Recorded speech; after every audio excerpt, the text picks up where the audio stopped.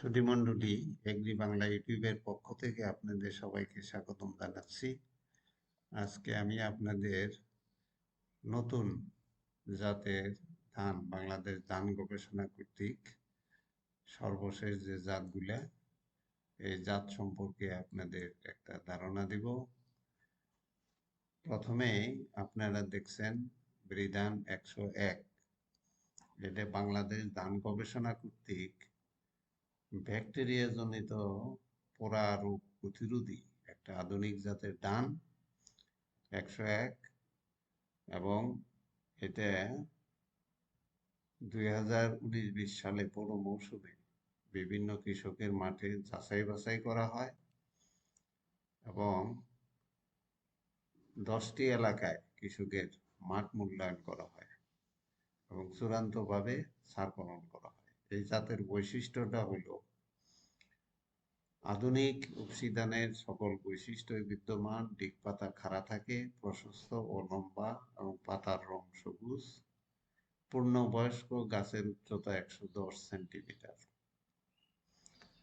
এই জাতটার প্রধান বৈশিষ্ট্য হল ব্যাকটেরিয়া জনিত পোড়া রোগ প্রতিরোধী।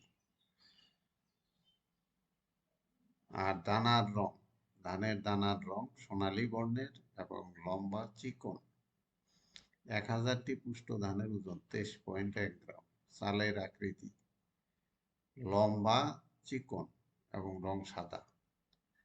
অ্যামাইলুজের পরিমাণ 25% এবং প্রোটিন আছে 9.8%। ভাত ঝরঝরে এবং খেতে সুস্বাদু।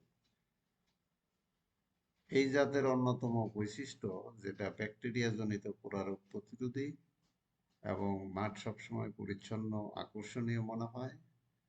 যেসব এলাকায় ব্যাকটেরিয়া রোগের প্রাদুর্ভাব পরিলক্ষিত হয় সেই এলাকায় জাতটি চাষাবাদের জন্য বিশেষ উপযোগী। এর জীবনকাল BRRI ধান 28 এবং BRRI ধান 58 মাঝামাঝি বিদায় এই জাতটি এলাকায় জনপ্রিয়তা পাবে। জীবনকাল 135 থেকে 152 দিন, গড় জীবনকাল 142 দিন। ফলন হেক্টর প্রতি ফলন 7.72 টন। এটা একরে কনভার্ট করলে একরে 77 মন এবং উপযুক্ত পরিচর্যা পেলে 8.99 টন, প্রায় 9 টনের কাছাকাছি ফলন পাওয়া যাবে।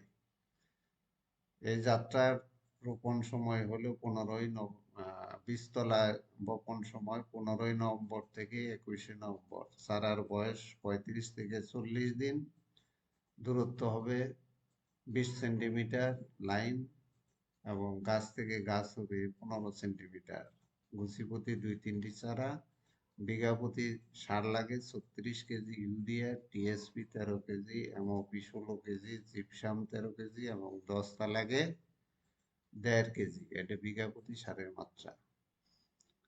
এই সারগুলা সবসময় জমি সেচ চাষের সময় টিএসপি, এমওপি এবং জিপসাম দস্তা একসাথে দিতে হবে। আর ইউরিয়া সমান 3 কিস্তিতে 10 থেকে 15 দিন পর এক কিস্তি, 25 থেকে 30 দিন পর এক কিস্তি এবং 40 থেকে 45 দিন পর তৃতীয় কিস্তি প্রয়োগ করতে হবে। আর জিঙ্কের অভাব যদি থাকে তাহলে জিঙ্ক ইউরিয়া সারের সাথে উপরি প্রয়োগ করা যাবে। ধন্যবাদ সবাই।